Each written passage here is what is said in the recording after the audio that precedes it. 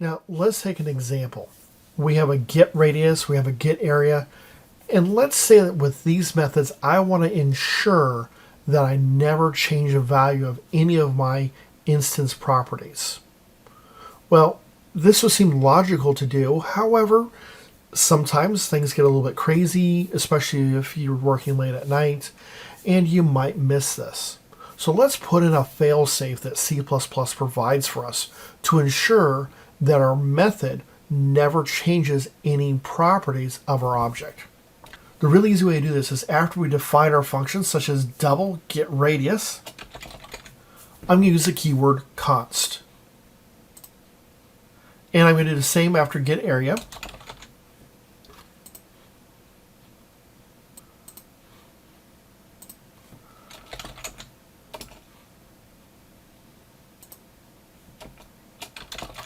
And then I'm going to specify my keyword once again after my get area where I define my function. So let's see what happens if I try to change my radius.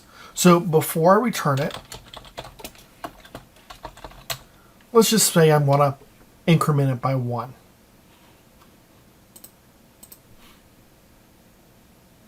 I'm going to get an error message. My error message says that I must have a modifiable L value. That's a value that's stored inside of my variable. It is not modifiable because of the const keyword.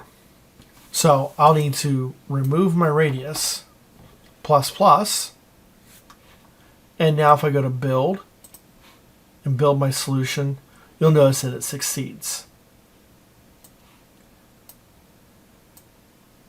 And that's just a real quick, easy way of how to make sure that we don't change any values inside our object that don't need to be changed, by making sure that when we call our getter functions, we don't make any changes unnecessarily.